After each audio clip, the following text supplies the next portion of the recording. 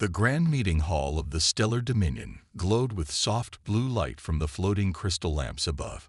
Around the massive circular table, representatives from 20 different alien species sat in silence. Their eyes were fixed on the tall figure of General Rax, who stood at his full height of 9 feet, his scaled skin reflecting the light as he glared at the human delegation. 3 months, he said, his translator making his voice sound like grinding metal. 3 months we have tried to talk peace with your kind. And what have we seen? Nothing but delays and hiding behind your machines.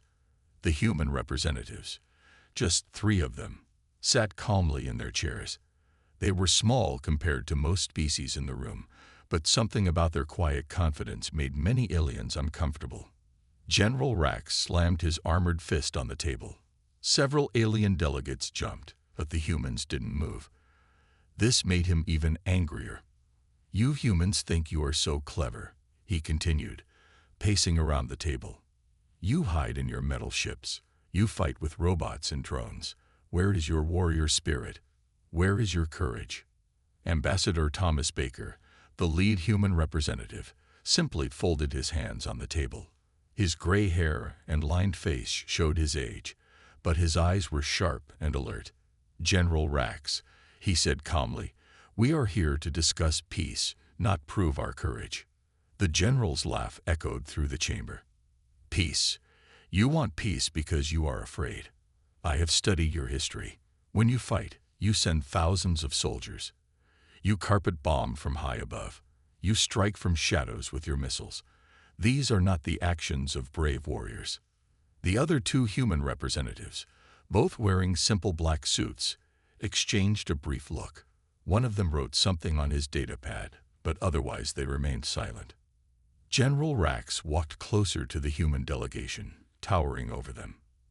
His ceremonial armor, decorated with marks of 100 victories, clinked with each step. I challenge you, he declared, his voice booming across the chamber. Prove to us that humans are more than cowards who hide behind their toys. Ambassador Baker raised an eyebrow. And how would you have us do that, General? Simple. Rax smiled, showing rows of sharp teeth. Real warriors fight face to face. Send your best.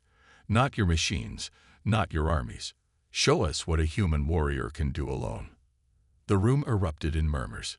The other alien delegates shifted in their seats, some nodding in agreement with the general, others looking worried about where this was going. Baker stood up slowly. He was barely chest-high to the general, but he met the alien's gaze without flinching. Is this a formal challenge, General Rax?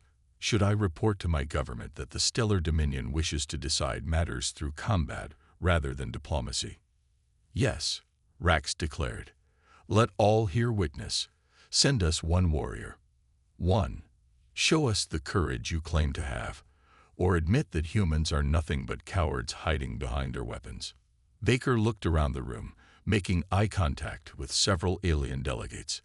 Then he smiled, a small, quiet smile that made some of the more observant aliens very nervous. Very well, General, he said. The challenge is heard and noted. He gathered his papers and gestured to his colleagues. We will take your words back to Earth. Expect our response within 2 standard weeks. As the human delegation walked toward the exit, General Rax called after them. Remember, 1 warrior. No fancy weapons, no armies. Baker paused at the door and turned back. Don't worry, General. We understand perfectly. 1 human warrior. That's all we'll send. Then he added, almost as an afterthought, I do hope you're prepared for what you've asked for. The doors closed behind the humans, leaving the alien delegates to discuss what had just happened. Most agreed with General Rax. Humans were cowards who would never accept such a challenge. A few older delegates, however, remembered other species who had underestimated humans in the past. They were very, very quiet. 2 weeks passed quickly on the Stellar Dominion's capital world. General Rax spent the time boasting to anyone who would listen about how he had exposed human cowardice. He was certain they would either refuse the challenge or try to change the rules. He was sitting in his command center, surrounded by holographic displays showing fleet movements when the alert came in. "General," his aide reported, "a single human transport ship has entered our system." Rax straightened in his chair. "Just one ship." "How big?" "Very small, sir. Barely larger than a personal yacht. No weapons detected." The general laughed, his scales rippling with amusement. "So they send a tiny ship to beg for mercy." "Put it on the main screen." The holographic display showed a sleek, silver vessel approaching the planet. It was indeed small, perhaps the smallest ship capable of interstellar travel that Rax had ever seen. "Sir," the aide said, checking his instruments, "they're requesting landing permission. They say they've brought their warrior." The news spread quickly through the capital. Thousands of aliens gathered around the main spaceport to watch the human ship land. Many brought recording devices, expecting to witness a humiliation of humanity. The ship touched down with perfect precision. For 5 minutes, nothing happened. The crowd grew restless. Then, with a soft hiss, a single door opened. One human stepped out. He wore a simple black uniform without any medals or decorations. He was tall for a human, but still much shorter than General Rax. His brown hair was cut very short, and his face showed no expression at all. He carried no weapons and had only a small bag over his shoulder. The crowd fell silent. The human walked forward, his boots making no sound on the landing pad. 2 Dominion security officers approached him, towering over his frame. "Name and purpose," one demanded. "Commander James Stone, Earth Special Forces," the human replied in a calm, clear voice. "I'm here to accept General Rax's challenge." The security officers looked at each other. One spoke into his communicator, and minutes later, General Rax himself arrived, surrounded by his personal guard. "This is your response?" Rax asked, looking down at the human. "One small soldier." Stone looked up at the general, his face still perfectly calm. "You asked for one warrior. Here I am." The general's laugh echoed across the spaceport. "You insult us further. Look at you. No armor, no weapons, not even any medals to show your supposed skill." "I was told this was a test of human courage and ability," Stone replied. "I didn't think I needed to bring medals to prove either." Rax stepped closer, using his full height to loom over the human. "And what exactly do you think you can do, tiny warrior?" Stone smiled for the first time. A small professional smile that somehow made several of the guards take a step back. "That depends on what you're willing to risk, General. I understand you have a secure military facility that you're quite proud of." "The most secure in the galaxy," Rax declared proudly. "Good," Stone nodded. "Then let's make this simple. Give me one target inside that facility. If I can reach it, humans win. If your forces can stop me, you win. Fair." The crowd of aliens burst into laughter. The facility was legendary. It had never been breached, not even by entire armies. General Rax grinned, showing all his teeth. "Very well, little human. The target will be my personal command center, in the heart of the facility. It is guarded by 50,000 of my best troops." "Acceptable," Stone said. He adjusted his bag on his shoulder. "When do we start?" "Tonight," Rax announced. "We will give you until sunrise to study the outside of the facility. Then you have 7 days to reach the target, if you can." He laughed again. "Though I doubt you'll last 7 hours." Stone nodded once. 7 days is more than enough." He looked around at the crowd, then back at the general. "One last thing. Am I allowed to use non-lethal methods?" "Planning to be gentle," Rax mocked. "No," Stone replied quietly. "Just professional." As the sun began to set on the Dominion's capital world, Commander Stone stood at the edge of the military facility's perimeter, studying its defenses. The massive complex stretched for miles, surrounded by 3 rings of energy barriers and sensor arrays. Guard towers rose every 100 meters, each equipped with the latest detection equipment. General Rax walked up beside him, enjoying the humans' apparent concern at the facility's defenses. Having second thoughts, little warrior. Stone pulled a small notebook from his pocket. Actual paper, which made several nearby guards whisper in surprise, who still used physical writing materials. I have some questions about the rules, Stone said, pulling out a simple pencil. To keep things fair. Ask your questions, Rax said grandly, though they won't help you succeed. Stone began writing as he spoke. First, am I allowed to use any equipment I find inside the facility? Yes, Rax laughed. If you can capture our own equipment, you deserve to use it. Second, are your guards authorized to use lethal force? The general's scales rippled with amusement. They are ordered to capture you alive if possible. It would be no fun if you died too quickly. Stone made another note. Third, what happens if I'm detected but not captured? The game continues, Rax declared, until you either reach my command center or are caught. Fourth, are there any areas of the facility that are off limits? The general gestured at the massive complex. You may go anywhere you can reach, though I doubt you'll get past the outer defenses. Stone wrote something else, then looked up at the closest guard tower. Fifth, am I allowed to disable security systems? If you can, Rax snorted. Our systems are the most advanced in the galaxy. They can detect a falling leaf at 5 kilometers. Last question, Stone said, closing his notebook. What counts as reaching your command center? Do I need to touch something specific? Rax pointed to the central building, barely visible in the distance. My personal command chair. Sit in it, and you win. He leaned down closer to Stone. But know this, human, in 50 years, no one has even made it past the second security ring. Stone nodded and put away his notebook. He looked at the setting sun, then at his watch. How long until we start? Eager to fail, Rax asked. You have until sunrise to study the outer defenses. Then the hunt begins. Actually, Stone said quietly, I'm done studying. We can start now. The general blinked in surprise.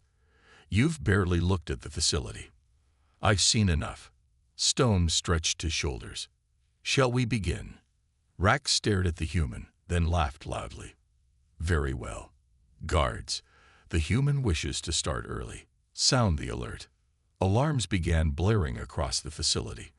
Red lights flashed as troops rushed to their positions. Within minutes, the entire complex was on high alert. Last chance to withdraw, Rax offered mockingly. No one would blame you. Stone took off his jacket and handed it to a startled guard. Underneath, he wore a simple black t-shirt. He looked completely ordinary. No special armor, no high-tech gear, not even a weapon. General, Stone said, doing some light stretches, you should contact your command center. Why? To let them know it's starting. Stone checked his watch again. I'd hate for them to be unprepared when I arrive. The pure confidence in the human's voice made several guards grip their weapons tighter. Rax's scales darkened slightly with anger. You have 7 days, human, he growled. Though I doubt you'll last 7 minutes once you cross that line. He pointed to a red marker on the ground, the official perimeter. Stone walked to the line and stood there for a moment, looking at the facility with calm, professional interest. Then he turned to Rax one last time. General, would you like to know the most important rule of human warfare? And what's that? Rax asked sarcastically. Stone smiled, that same small professional smile that somehow seemed more frightening than any threat. The battle is usually over before the enemy knows it's begun. Then he stepped across the line and disappeared into the gathering darkness. The first alarm went off 3 hours after Stone crossed the line. A sensor on the outer perimeter had detected movement, sending guards rushing to the location. They found nothing but a small piece of cloth blowing in the wind. General Rax watched from his command center as his troops searched the area. Status report, he demanded. Nothing yet, sir, his security chief reported. but all sensors are working perfectly. He can't get through without being detected. At midnight, a guard tower on the eastern perimeter went silent. When the response team arrived, they found all 3 guards sleeping peacefully at their posts. The tower's security systems were still active and showed no signs of tampering. No alarms had been triggered. How? Rax demanded, staring at the surveillance footage. How did he get up there without being seen? By 2 in the morning, 5 more guard posts had gone silent. In each case, the guards were found unconscious but unharmed. No weapons had been fired. No systems had been breached. It was as if sleep itself was stalking through the facility. He must have some kind of gas weapon, one of Rax's officers suggested. We would have detected it, another argued. Our sensors can identify any known chemical agent. Then how is he doing this? Rax slammed his fist on his command console. At 3 in the morning, something even stranger happened. The lights in the western sector began turning on and off in a pattern. Hundreds of guards rushed to investigate. They found nothing. But while they were searching, 3 more guard posts on the opposite side of the facility went dark. He's playing with us, the security chief realized, creating distractions. Rax ordered all troops to return to their posts. Double the guards at every checkpoint. No one sleeps until he's caught. Just before dawn, the facility's main power grid suffered a 2-second interruption. When the backup systems kicked in, the guards discovered that an entire section of the outer security fence had been deactivated. A full squad rushed to the area. They found a note pinned to a guard post. The handwriting was neat and clear. Thank you for the interesting first night. Your security systems are impressive, but you might want to check the ventilation shafts in Section C. Also, your guards in Tower 7 need better combat awareness training. I borrowed their lunch, and they didn't even notice. Commander Stone. Yes, your coffee machine in the break room makes excellent coffee. Rax read the note 3 times, his scales turning darker with each reading. He's been inside the break room. That's half a mile inside the perimeter. Check all security footage. The footage showed nothing. Every camera was working perfectly, but none had captured any sign of the human. The ventilation shafts in Section C were indeed unsecured, and showed signs of recent use. As the sun rose on the first morning, General Rax stood at his window, looking out over his facility. Somewhere out there, a single human was moving through his defenses like a ghost. None of his sensors could track him. None of his guards could spot him. And somehow, the human had already breached the outer perimeter. Sir, his aide approached carefully. Should we change the guard rotation? No, Rax said quietly. First, I want every break room checked. Every coffee cup counted. Every scrap of food logged. He held up the note. He's telling us he can reach our troops anywhere, at any time. That he can stand right next to them without being noticed. But sir, it's just one human. Rax turned to his aide, his expression grim. Is it, or are we fighting something else? Something that looks human but moves like a shadow. He crushed the note in his clawed hand. Find him. Now, before the second night begins. But deep in the facility, Commander Stone was already preparing for his next moves, while enjoying a stolen cup of alien coffee. By the 3rd day, General Rax hadn't slept for 48 hours. Dark circles had formed under his eyes as he stared at the facility maps spread across his desk. Red markers showed where Commander Stone had been spotted, or rather, where he had allowed himself to be seen. Sir, his security chief entered the room nervously. We found another note. Rax snatched the paper from his officer's hand. The now familiar, neat handwriting read, Your troops are well trained, but they always look straight ahead. Nobody ever looks up. By the way, your security badges are too easy to copy. I've made several. You might want to change the design. Commander Stone. P.S. The cookies in your personal break room are delicious.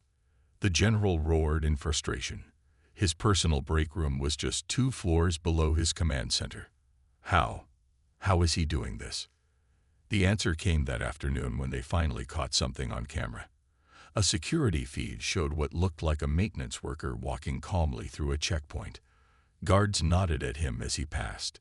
It was only hours later, when they found 3 unconscious guards in a supply closet, that they realized the worker had been stoned in a stolen uniform.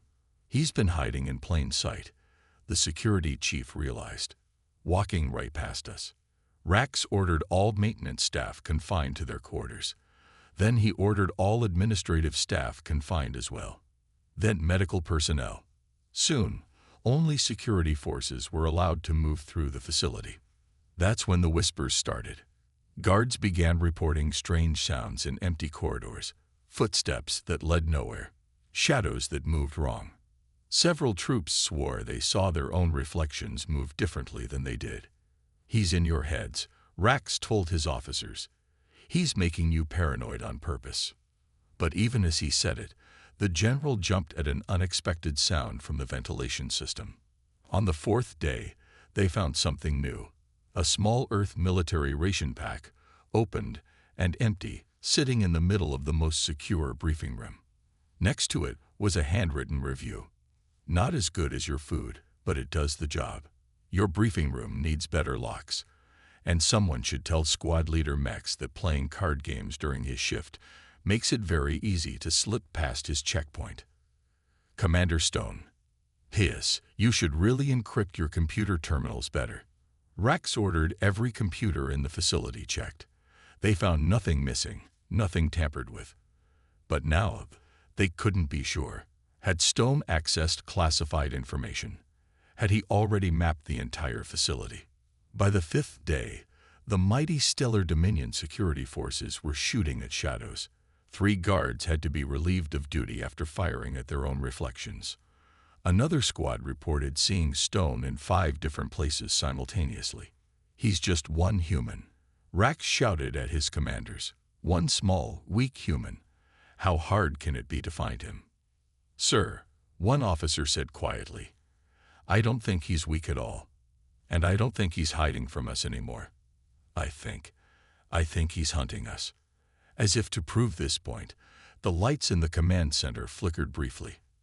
When they came back on, there was a cup of coffee sitting on Rax's desk that hadn't been there before. It was still hot. The general stared at the cup, then at his troops, then back at the cup. Slowly, he reached for his communicator. "This is General Rax," he said, his voice heavy with exhaustion. "Effective immediately. All forces are to fall back to the inner perimeter. Seal all corridors. Lock all doors.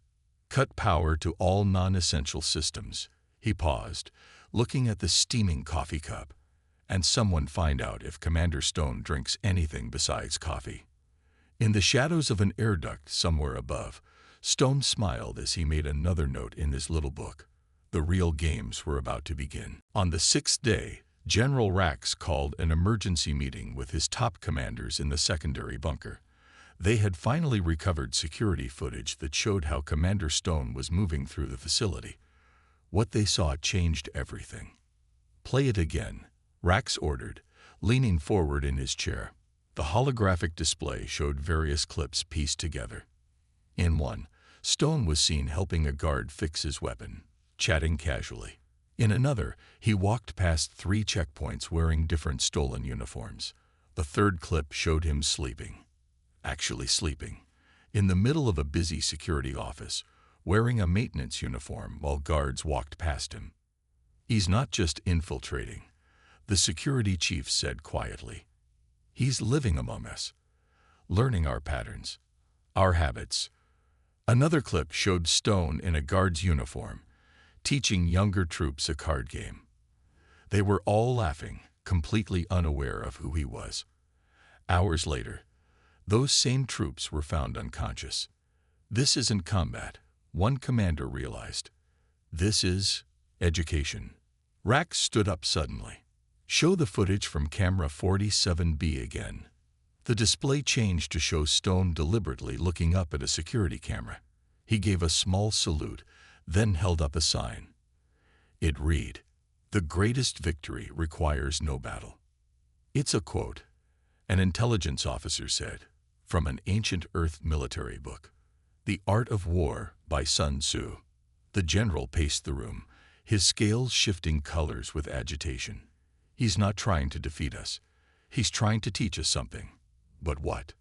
They reviewed more footage. Each clip showed Stone using different tactics: psychological warfare, misdirection, social engineering. He never once used violence, never fired a weapon, never even raised his voice. Look at this pattern. The security chief pointed at a map. The first night, he disabled these posts. The second night, these. It's not random. He's spelling something. When they connected the points of Stone's movements over the past 5 days, they formed letters in the Dominion's language. Look, D-E-Per. Rax slammed his fist on the table. What are we missing? What is the human trying to tell us? A young analyst, who had been quiet until now, spoke up. Sir, I've been studying Earth's military history. Their most effective warriors don't win through superior strength. They win by making strength unnecessary. The room fell silent. Think about it, the analyst continued. Commander Stone could have sabotaged our systems, could have hurt our troops, could have caused chaos. Instead, he's showing us how vulnerable we are while doing minimal damage. But why? Rax demanded. Because, the analyst said, he's not here to win a battle. He's here to win understanding. Just then, all the lights in the bunker went out. When the emergency systems kicked in 30 seconds later, they found a new note on the central table. Excellent analysis, Lieutenant Kex. You're the first to understand. The greatest weakness in any defense isn't its technology or its troops. It's assuming you know what victory looks like to your enemy. Commander Stone. P.S. Your emergency bunker really should have better ventilation security. Rax read the note 3 times. Then he did something that shocked his officers. He laughed. All this time, he said, shaking his head, we thought he was attacking us. But he wasn't. He was evaluating us, teaching us, using our own overconfidence as a weapon. Sir, the security chief asked nervously. Don't you see? Rax turned to his officers. This is why humans are truly dangerous. Not because of their weapons or their numbers, but because they understand something we don't. True victory doesn't come from destroying your enemy. It comes from making them understand their own weaknesses. He looked up at the ventilation shaft, knowing Stone was probably listening. And tomorrow is the 7th day, the general said quietly. I wonder what else our teacher has planned for his final lesson. On the morning of the 7th day, General Rax walked alone to his command center. His troops had spent the night searching every corner of the facility, but they hadn't found Commander Stone. Now, as he entered his private command room, he already knew what he would find. Stone sat in the general's personal command chair, calmly drinking a cup of coffee. He was wearing his original black uniform, clean and pressed, as if he hadn't spent 6 days sneaking through a military facility. Good morning, General, Stone said, offering a small nod. Would you like some coffee? I made a fresh pot. Around them, the entire command staff lay peacefully sleeping at their posts. Not a single alarm had been triggered. Not a single shot had been fired. Rax looked at his unconscious soldiers, then back at Stone. How long have you been here? In this room. Stone set down his coffee cup. About 6 hours. In the facility. He smiled that professional smile. I never left after the first night. The general's scales shifted in surprise. What do you mean? Stone stood up, straightening his uniform. Your first security ring was impressive. Took me almost 3 hours to get through. But once I was inside, I realized something. Your facility was built to keep enemies out, but it wasn't built to find them once they were in. He walked to a wall panel and pressed a hidden switch. A small compartment opened, revealing a makeshift living space with a bedroll, food supplies, and several stolen uniforms. I've been living here, right behind your command center, for 6 days, Stone explained. Every night, I'd go out, complete my objectives, then come back here to sleep. Your troops kept looking for someone trying to break in. They never thought to look for someone who was already inside. Rax stared at the hidden compartment. But the coffee cups, the notes, all those appearances across the facility. Misdirection, Stone said simply. Make the enemy think you're everywhere, and they'll never look for you in one place, especially if that place is right under their nose. He reached into the compartment and pulled out his notebook. Would you like to see my observations? I've made quite a few notes about how you could improve your security. The general looked at his sleeping command staff. How did you do this? Some kind of gas. Actually, Stone said, I modified your own security systems. The air filters in this room have been collecting a mild sedative for the past 6 days. When I triggered the system this morning, everyone simply fell asleep. They'll wake up in about an hour with no side effects. He handed Rax the notebook. Page 47 has the details of how I did it. You might want to adjust your filtration protocols. Rax took the notebook with trembling hands. You could have done this at any time. You could have completed your mission on the first day. Stone nodded. Yes. Then why didn't you? Because, Stone said, walking to the window, the mission wasn't just about reaching this room. It was about teaching you why humans fight the way we do. He turned back to face the general. We don't rely on overwhelming force. We don't need massive armies. What we need is understanding of ourselves and of our opponents. He gestured at the sleeping command staff. Every person in this facility now knows that their greatest weakness isn't their technology or their training. It's their assumptions, their pride, their belief that bigger always means better. Rax looked down at the notebook, then at Stone. One human, he said quietly. Just one. That's all we needed, Stone replied. Because sometimes, General, the best way to prove you're not a coward isn't to fight. It's to show why fighting isn't necessary. As the sun rose over the facility, casting long shadows through the command center windows, General Rax did something that would become legendary in Dominion history. He bowed to Commander Stone. The peace treaty, Rax said. I believe we should review it again, perhaps with a better understanding of each other this time. Stone smiled and picked up his coffee cup. I'd like that, General.